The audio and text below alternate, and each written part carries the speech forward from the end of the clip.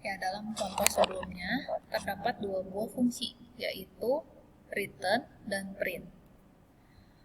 Statement return itu hanya didefinisikan di dalam sebuah fungsi. Ya. Kemudian, setiap fungsi hanya menulis atau mengeksekusi sebuah return statement. Ya, jadi kamu tidak boleh menulis beberapa return statement di dalam fungsi. Ya, jadi walaupun dalam branching, sebaiknya gunakan sebuah return statement saja. Ya. Kemudian, semua kode yang kamu tulis setelah return statement itu akan di-skip, tidak akan dieksekusi. Karena return itu artinya keluar dari fungsi. Ya, jadi hati-hati dengan penulisan program, khususnya return. Kemudian penulisan statement return itu akan mengembalikan sebuah nilai yang ditulis setelah statement return ke pemanggilnya. Jadi contohnya yang tadi, contoh sebelumnya, misalnya yang ini, tuh, jadi X ini akan dikembalikan ke pemanggilnya. Pemanggilnya adalah ini ya, F dalam kurung X. Jadi F dalam kurung X ini akan digantikan dengan apa yang ditulis di bagian return sini. Ya. Itu return. Sementara print, perbedaannya dengan return itu print itu dapat digunakan di luar fungsi. Ya, jadi print itu bisa sangat umum, dia bisa dipakai di mana-mana. Ya, dalam sebuah fungsi kamu bisa menulis banyak statement print, tidak hanya satu. Tidak seperti return, di mana return itu hanya ditulis satu kali di dalam function. Kemudian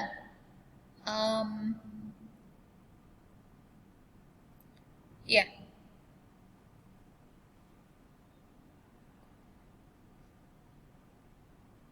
jika kamu menulis fungsi print di dalam function, maka kamu bisa menulis statement lain di bawah fungsi print.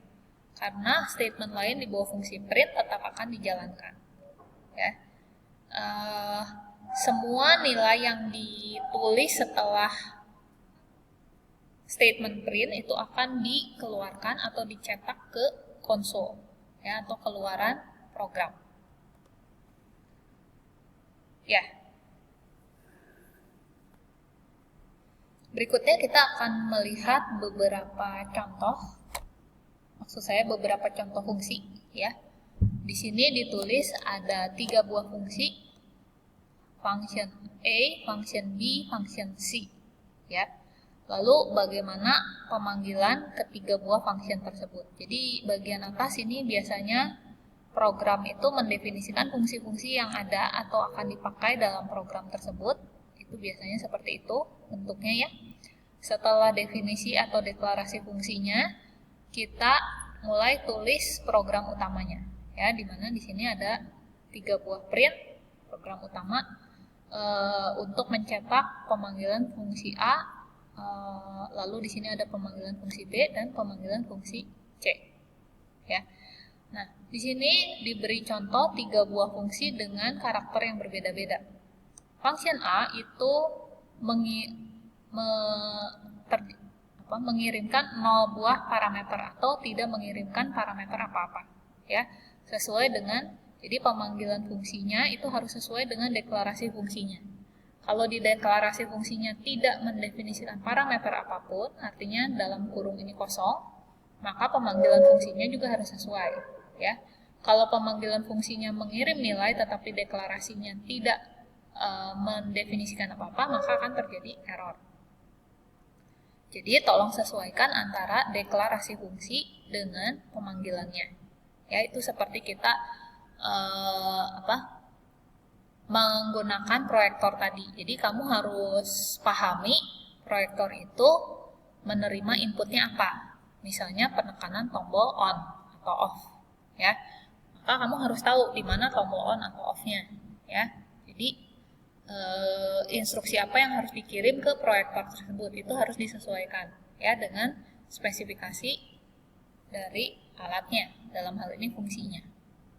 Nah, terus kamu lihat di sini ada fungsi kedua yaitu B yang menerima sebuah nilai yaitu Y. Maka dalam pemanggilannya juga kamu harus mengirim sebuah nilai. Jangan sampai kamu memanggil function B tapi kosong. Ya, jadi sesuaikan dengan deklarasi fungsinya. Ya.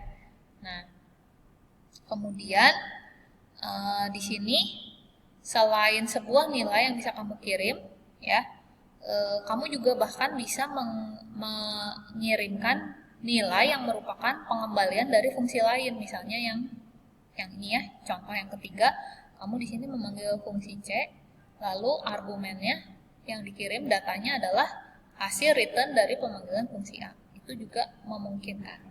Ya, dimungkinkan untuk seperti itu. Nah, kita lihat dulu apa yang terjadi ketika program dieksekusi atau dijalankan. Ya, pada saat awal di sini ada 3 buah pemanggilan fungsi ya, 3 buah pemanggilan fungsi. Function A, B, dan C. Ya. Nah, masing-masing punya kodenya tersendiri. Ya. Jadi pada saat awal function A dipanggil, ya, di sini tidak ada statement return, sehingga secara default compiler Python itu akan mereturn none. Ya, jadi ketika ada perintah print dari none maka akan tidak tampil apapun ya. Jadi yang dikembalikan dari function A itu adalah sebuah objek none atau objek kosong ya. Kemudian di sini ada print 5 ditambah hasil pemanggilan fungsi B. Ya. B-nya dikirim sebuah data yaitu 2. Ya. Jadi ketika B dipanggil dengan mengirim 2, dia akan mereturn Y. Ya. Jadi 2 ini akan dikopikan menjadi nilai dari variabel Y. Ya. Lalu di sini hanya memprint inside function B lalu mereturn apa yang dia terima yaitu Y-nya. Y-nya adalah 2. Ya. Maka function B dalam kurung 2 itu akan mengembalikan 2. Jadi di sini mereturn 2. 2 ditambah dengan 5 adalah 7. Baru hasil evaluasinya itu di print menjadi 7. Ya. Nah, terakhir ini ada pemanggilan function C. Ya. Apa yang terjadi? Pemanggilan function C itu mengirim function A.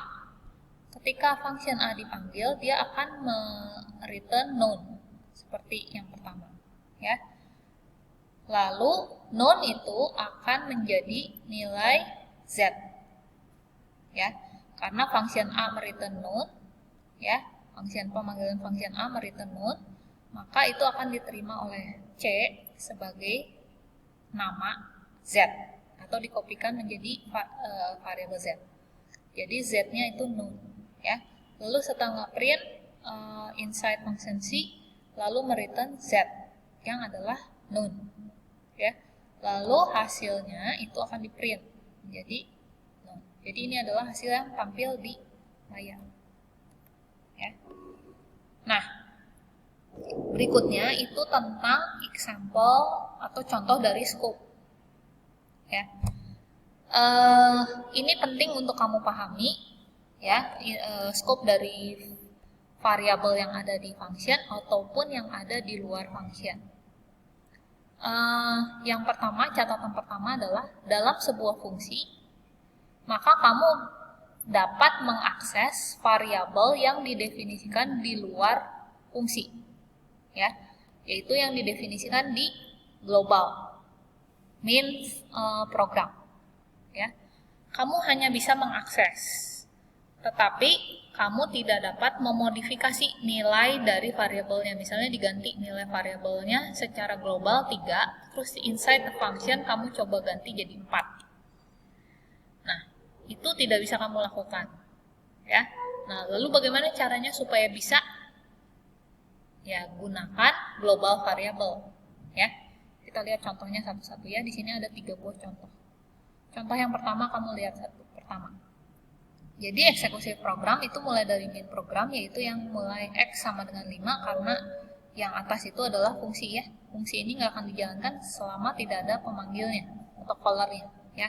Jadi kita akan mulai dari sini X sama dengan 5. Lalu F dalam kurung X, artinya ada pemanggilan fungsi F dengan mengirim nilai 5 ya. 5 itu akan dikopikan menjadi nilai dari variabel Y. Nah, di sini di dalam fungsi F, X diisi dengan 1, lalu X di increment menjadi 2. X sama dengan X tambah 1, X terakhir adalah 1 ditambah 1, jadi 2. Lalu diassign jadi nilai baru X, 2 ya. Lalu di dalam function F, nilai X di print. Jadi yang tampil di layar X, angka 2 ya, angka 2. Karena yang di print itu nilai 2. Itu akibat pemanggilan fungsi fx. Lalu ketika di print ada statement print lagi di sini, maka yang di print adalah berapa? 2 atau 5? 5 ya. Jadi nanti kamu coba ya bikin seperti ini. Jadi yang pertama itu kenapa di print 2? Karena inside of that function, inside of function f, x akan di print menjadi 2 karena dia sudah menjadi karena dia ada di X yang dimaksud dalam print di dalam F itu adalah X yang ada yang paling dekat, yaitu yang didefinisikan lokal di fungsi F ya. Tetapi ketika kamu memprint nilai X di program utama, maka X di sini akan mengacu ke X yang ada di global variable atau yang di main program ya. Nanti kamu coba eksekusi ya. Hasilnya akan menjadi 2 dan 5 ya. Nah, bagaimana dengan contoh kedua? Contoh kedua sama, eksekusinya akan mulai dari main program yaitu X sama dengan 5. Lalu ada pemanggilan fungsi G dalam kurung 5 karena mengirimkan nilai 5. Nilai X yang adalah 5 ya. Jadi G dipanggil, lalu di sini di print nilai X-nya yaitu 5 ya. Lalu memprint nilai 5 plus 1 yaitu 6. Jadi yang tampil di sini akibat pemanggilan fungsi G adalah 5 kemudian 6. Setelah keluar dari pemanggilan fungsi G, lalu ini di print ya. Di print nilai X. Nah, X di sini itu mengacu ke X yang ada di global variable. Ya. Yang adalah 5. Jadi, nanti yang tampil ke layar adalah 5, 6, 5. Jadi, beda antara X yang di main program dengan X yang di local function. Ya. Kalau yang ini, dia bisa mengakses nilai yang ada di luar. Karena di sini nggak ada kan deklarasi variabel X di dalam local functionnya, sementara dia bisa akses nilai globalnya, yaitu X-nya 5 gitu. Ya, tapi dia nggak bisa modify. Contohnya yang ini, contoh ketiga. Di sini nanti kamu coba lagi, ini main programnya adalah mulai dari X sama dengan 5, lalu ada pemanggilan fungsi H dalam kurung X, H dalam kurung 5 ya. 5 dikenal diterima sebagai Y. Lalu karena di sini tidak ada X di sini berarti mengacu ke variabel global yaitu 5. 5 tambah 1 jadi 6, X-nya jadi 6. Ya. Tetapi karena ini definisinya lokal di dalam fungsi H, ya, maka ketika di print X di luar setelah pemanggilan fungsi HX, itu X-nya tetap 5. Ya. Ya, nanti kamu coba saja hasilnya seperti apa ya.